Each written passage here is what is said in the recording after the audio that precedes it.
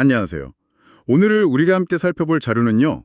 인류 경제사의 정말 가장 첫 페이지, 그 시작점에 대한 이야기입니다. 네, 모든 것의 기원이라고 할 수 있겠죠. 약 30만 년 전 아프리카에서 우리 현생 인류가 등장한 순간부터요.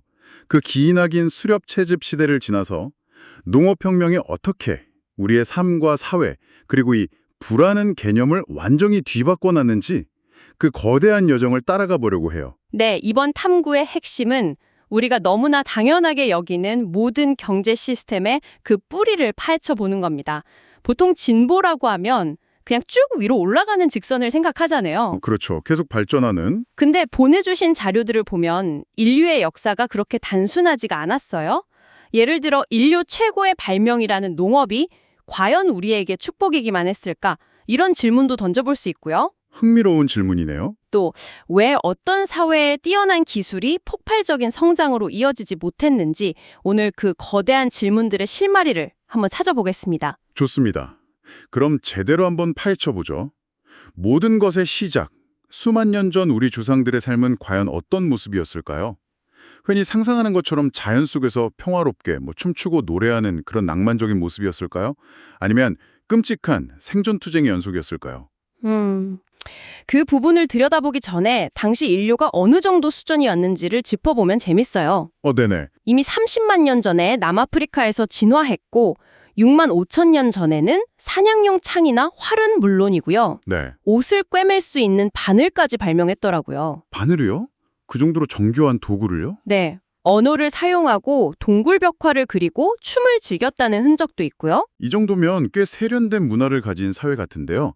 그런데 이들의 삶을 보는 시각이 아주 극단적으로 갈렸다고요? 맞아요. 바로 18세기 철학자 장자크 루소와 17세기 철학자 토머스 홉스의 대결 구도죠. 아, 루소와 홉스? 루소는 고귀한 야만인이라는 개념을 통해서 자연 상태의 인간이 문명인보다 더 순수하고 행복했을 거다 이렇게 봤고요. 반면에 홉스는 문명 이전의 삶을 딱 한마디로 정의했죠. 뭐라고 했나요? 고독하고 가난하고 비열하고 야만적이며 짧았다. 와, 정말 정반대네요. 한쪽은 파라다이스, 다른 한쪽은 거의 지옥이라고 보는 거잖아요. 그렇죠. 그럼 실제 고고학적 증거들은 누구의 손을 들어주고 있나요? 여기서 자료에 나온 구석기 시대 CSI라는 표현이 재밌었어요. 아, 법의 고고학 말씀이시죠? 네, 안타깝게도 현실은 홉스의 그 암울한 진단에 훨씬 가까웠던 것 같아요. 그런가요? 유고를 분석해보면요. 당시 신생아의 약 40%, 그러니까 5명 중 2명은 첫 돌을 맞이하지 못했습니다. 아, 이걸 이겨내고 성인이 되어도 평균 기대 수명은 33세에 불과했고요. 33세요? 정말 짧았네요. 그런데 더 충격적인 건 사실 따로 있었어요. 폭력의 수준이요. 맞아요. 그 부분이 정말 놀라운데요. 여러 유목사회 유적에서 발굴된 유골들을 분석해봤더니 전체 사망 원인의 최대 15%가 15%요? 네, 15%가 다른 사람에 의한 폭력, 즉 살인이었어요. 와, 이게 어느 정도 수준인 거예요? 이게 얼마나 높은 수준이냐면 20세기에 그 끔찍했던 2차례의 세계대전을 겪었던 시기에 전 세계 폭력 사망률보다도 훨씬 높아요. 세상에, 그야말로 폭력이 일상이었다는 거네요. 그런 셈이죠. 듣고 보니 정말 암울한데요. 근데 자료의 다른 부분에서는 또 다른 모습도 보이잖아요. 아, 네네. 이가 다 빠진 노인을 위해서 다른 사람이 음식을 대신 씹어줬다거나 걷기 힘든 사람을 위해서 지팡이를 깎아준 흔적도 발견되었다고요. 맞습니다. 한 집단 안에서 이런 극단적인 폭력성이랑 깊은 이타심이 어떻게 같이 있을 수 있었을까요? 바로 그 지점이 인간 사회의 복잡성을 보여주는 것 같아요. 생존이 최우선인 극한 환경에서는 집단에 부담이 되는 구성원을 버리는 냉혹한 결정도 내렸겠지만 동시에 강한 유대감과 동정심을 바탕으로 서로를 돌보는 문화도 분명히 존재했던 거죠. 인간 본성의 양면성이군요. 네, 아주 원시적인 형태부터 그게 드러난다고 볼 수 있습니다. 그렇군요. 결국 이런 가혹하고 예측 불가능한 삶에서 벗어나고 싶은 욕구가 인류를 다음 단계로 이끌었겠네요. 바로 농업혁명 말이에요. 맞습니다. 한 곳에 정착해서 식량을 직접 생산하는 거죠. 자료에서는 이 혁명이 전 세계 여러 곳에서 동시다발적으로 시작되었다고 하면서 특히 파키스탄 국경 근처에 메르가르라는 유적지를 주목하고 있더라고요. 네, 메르가르는 기원전 3300년경부터 번성했던 그 전설적인 인더스 계곡 문명의 주요 도시 중 하나예요. 그런데 이 문명은 이집트나 메소포타미아 같은 다른 고대 문명이랑 비교했을 때 아주 기묘한 특징이 하나 있어요. 어떤 특징이죠? 바로 자신들의 부와 권력을 과시하는 거대한 기념물이 거의 없다는 점입니다. 맞아요. 그 부분이 정말 흥미로웠어요. 이집트 하면 피라미드, 로마 하면 콜로세움이 딱 떠오르잖아요. 그쵸? 근데 인더스 문명에는 그런 게 없다는 거잖아요. 학자들이 이걸 기념비적 문제라고 부른다면서요? 네, monumental problem. 혹시 이건 뭐 강력한 왕이나 사제 계급 없이 비교적 평등한 사회였을 가능성을 보여주는 걸까요? 충분히 가능한 추측입니다. 그리고 확실한 건 농업이 인류에게 단순히 먹을 것 이상의 선물을 줬다는 점이에요. 먹을 것 이상이요? 네, 바로 소비 평준화라는 개념이죠. 소비 평준화. 말이 좀 어려운데요? consumption smoothing. 그러니까 소비를 평평하게 만든다. 좋을 때와 나쁠 때의 격차를 줄인다는 뜻이에요. 아, 그런 의미군요. 수렵 채집 시절에는 오늘 사냥에 성공하면 배부르지만 내일 실패하면 굶어야 했어요.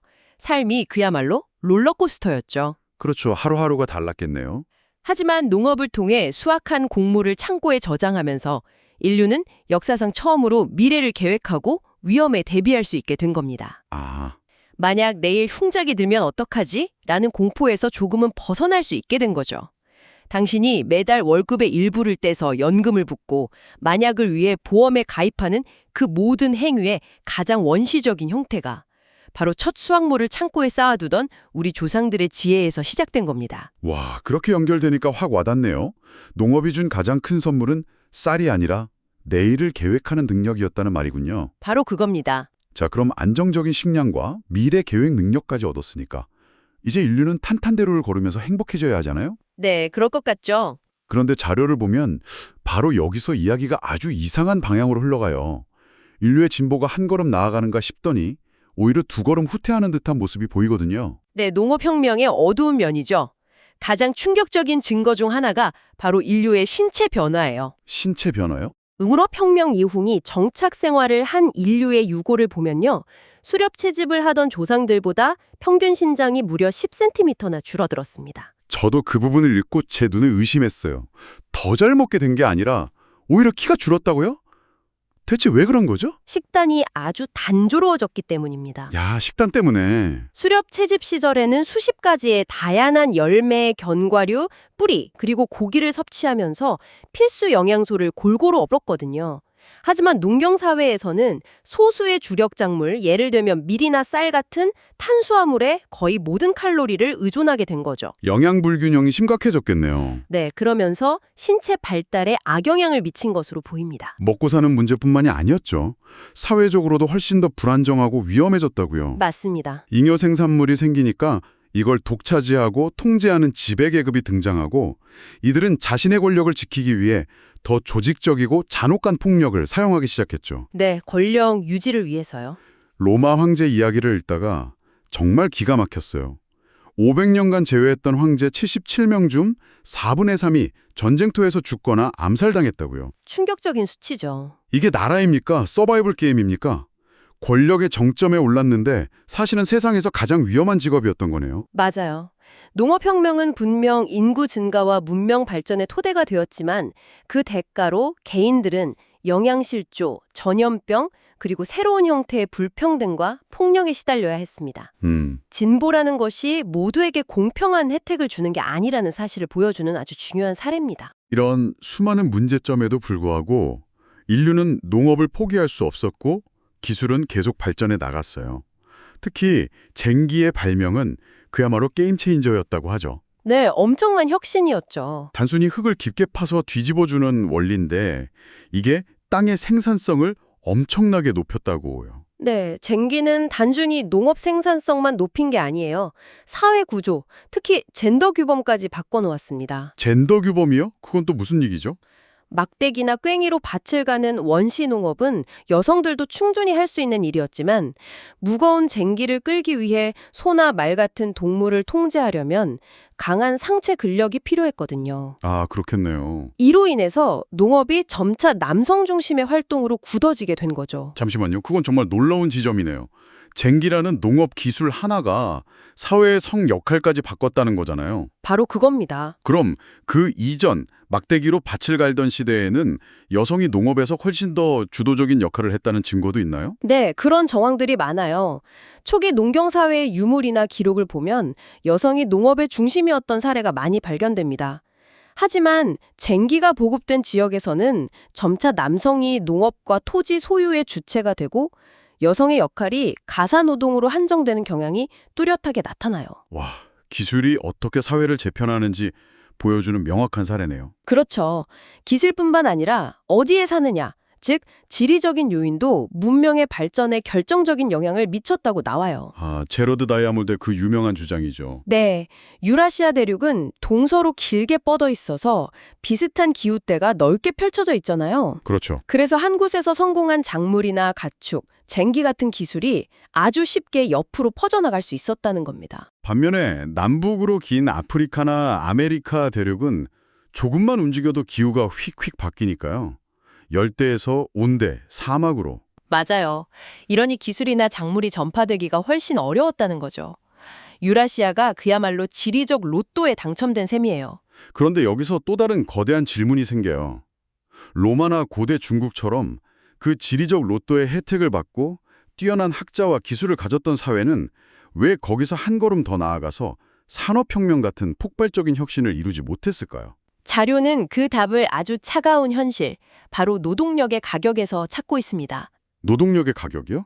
네, 결론부터 말하면 노예처럼 아주 값싼 노동력을 무한정 쓸 수 있는 환경에서는 굳이 비싼 돈과 노력을 들여서 노동력을 절약하는 기계를 발명할 이유가 없었다는 거예요. 아, 왜 자동 수확기를 만들겠어요? 수천 명의 노예를 투입하면 되는데요. 기술이 있어도 그걸 사용할 경제적 요인이 없었다는 거군요.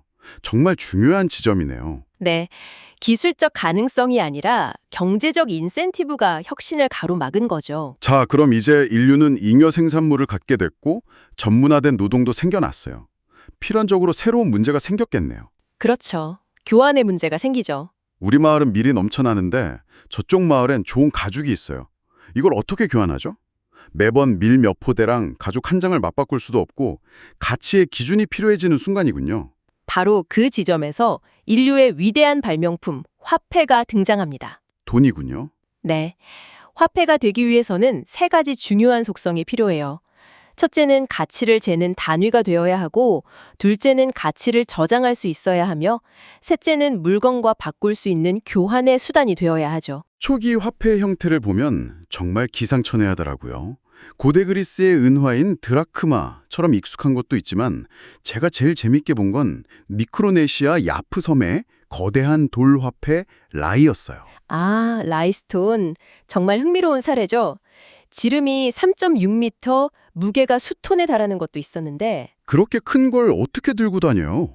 이걸 거래할 때마다 실제로 옮기는 게 아니었어요. 그냥 마을 사람들이 전도 오늘부터 저 큰 돌은 저 사람 소유야 라고 다 같이 기억하고 인정해주는 방식이었죠. 하하, 그거 완전 마을 전체가 살아있는 블록체인이었네요. 오, 아주 정확한 비유예요. 거래 장부를 서버에 저장하는 게 아니라 모든 사람의 뇌에 분산 저장한 거잖아요. 돌을 훔쳐갈 수도 없고 위조할 수도 없고요. 맞습니다. 어쩌면 현대 암호화폐보다 더 안전했을지도 모르죠. 그러게요. 화폐의 본질이 돌멩이나 조개 껍데기 같은 실물 그 자체가 아니라 그 가치를 인정하는 사회적 약속, 즉 신뢰에 있다는 걸 아주 명확하게 보여주죠. 아, 신뢰가 핵심이군요. 참고로 우리가 쓰는 돈, 머니라는 단어의 어원도 로마의 유노 모네타 신전에서 은화를 주조한 데서 유래했어요. 신전의 이름이 돈의 이름이 된 셈이죠. 신기하네요. 자, 이렇게 신뢰를 바탕으로 한 화폐와 무역이 활발해지면서 경제학에서 가장 중요하다고 할 수 있는 원리 하나가 발견돼요. 네, 바로 비교 우위죠. Comparative advantage. 네, 자료에 나온 도자기 장인과 빵 굽는 사람의 예시가 이 개념을 아주 쉽게 설명해줘요. 네, 저도 그거 보고 딱 이해가 되더라고요. 마을 최고의 도자기 장인이 빵도 제일 잘 만든다고 가정해 볼게요. 모든 걸 다 잘하는 사람이죠. 네, 그런 사람이 있죠. 하지만 이 사람이 하루 종일 빵을 굽는 것보다 그 시간에 자신의 전문 분야인 도자기를 딱 하나 더 만들고 빵은 자기보다 실력이 좀 못한 사람에게 사 먹는 게 마을 전체의 총 생산량, 그러니까 도자기 더하기 빵의 총량을 훨씬 더 늘린다는 원리예요. 아, 그러니까 내가 모든 걸 제일 잘한다고 해서 모든 걸 직접 하는 게 능사가 아니라는 거군요. 그렇죠. 내가 절대적으로 잘하는 것보다 다른 일에 비해 상대적으로 더 잘하는 것에 집중하고 나머지는 교환하는 게 모두에게 이득이라는 것. 맞습니다.